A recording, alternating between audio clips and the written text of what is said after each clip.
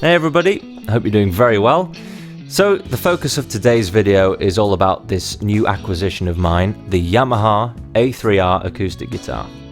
This time around, when I was looking for an acoustic, I was after something with a big, rounder, more balanced sound overall.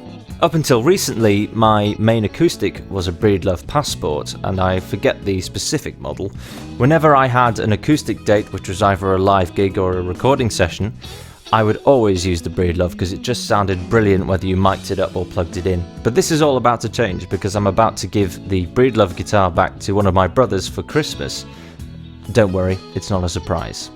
So of course I wanted a decent quality replacement, and after doing a little bit of research and getting some advice from my other brother who happens to be a great luthier based down in Epsom in London, I started looking at the Yamaha A series, and specifically I went for the Yamaha A3R. In terms of the wood construction, it has a solid Sitka spruce top with rosewood back and sides, an ebony bridge and fretboard, and a mahogany neck.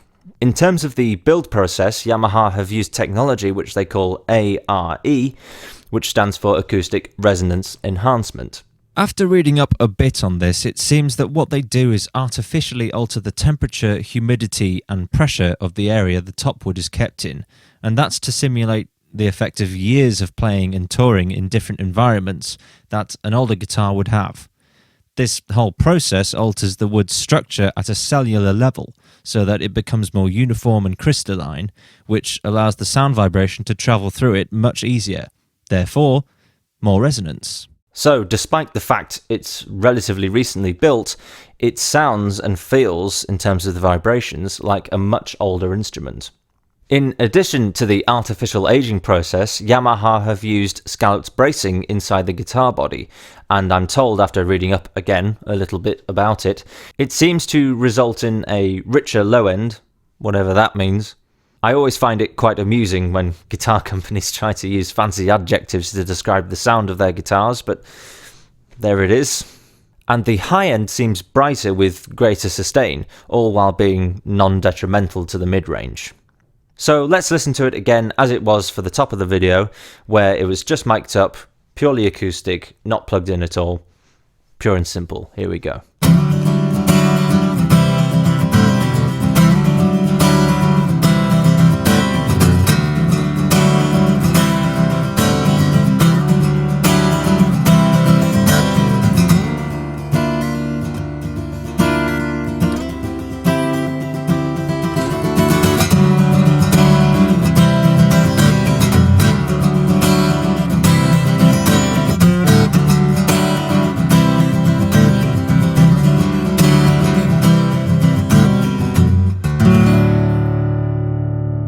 Let's talk about electronics. So, the SRT pickup system, which is installed on the guitar, has controls for volume, treble, bass, and a blend dial to go between the undersaddle pickup and the two built-in mic models that you can change between.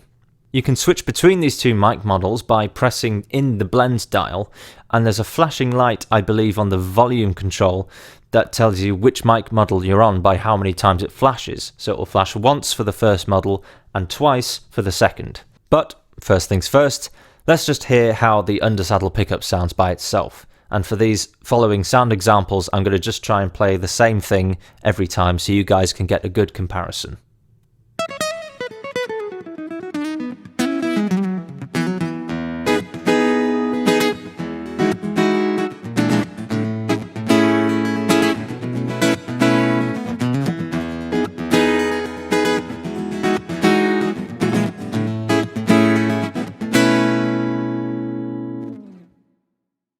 And now we're going to move the blend dial all the way to the right so you can hear the two mic models. Remember, these aren't real mics, these are just the models that are found within the SRT pickup system.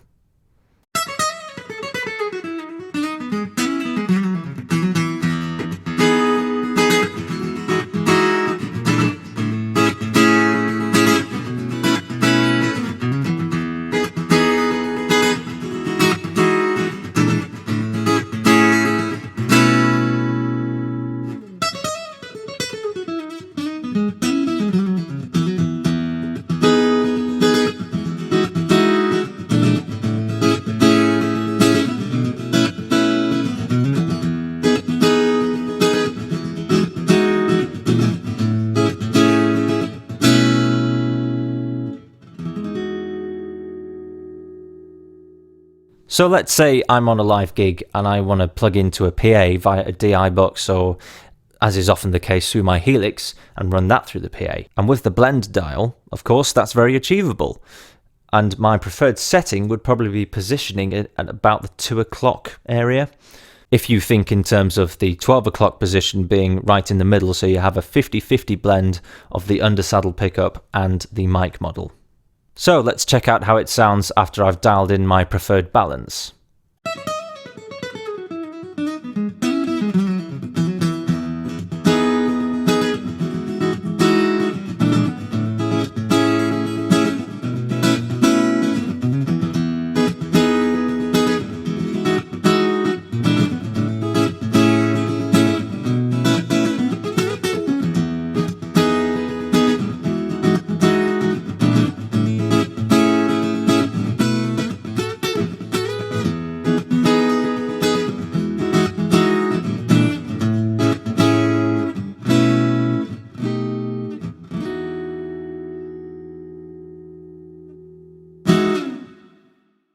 There is one more handy feature that I know about from the SRT pickup system. Don't get me wrong, there may be more things, I just haven't had this guitar for very long, so you'll have to forgive me. But anyway, this handy feature is actually some sort of automatic feedback reducer, and apparently it works by automatically scanning the frequency spectrum and finds the frequencies that are the most resonant and giving you the most trouble in terms of feedback on a loud stage, for example, and it will apply a very sharp notch filter to that frequency or frequencies in order to reduce the feedback. And you can engage this handy feedback reduction by simply pressing in the bass control on the guitar. I would demo this for you all, but the thing is I'd have to set up a pretty loud PA stage environment in this room. Might be a bit tricky to do at the moment, but if I do get around to setting that up for you, I'll try and film it and show you guys that in action. Final thoughts? I would say that it's a lovely instrument overall and a real joy to play. I think it sounds great when it's mic'd up and, in my opinion, when it's plugged in as well. Right out of the box, as soon as it was delivered to me, the setup was pretty good. I might change some of the action a bit. It's maybe slightly high for my taste at the moment, but really not much to change about it. But at the end of the day, I'm just looking forward to using it in more recording and live projects, and I'm excited to see where it takes me, so good stuff. If you enjoyed this video, please give it a like and subscribe to the channel so you can catch any content like this plus anything else that you'll no doubt enjoy. And if the thought of one-on-one guitar tuition with me interests you, you can get in touch on my socials, which I've linked as always in the description below. Until next time guys, stay safe out there, stay positive and stay musical.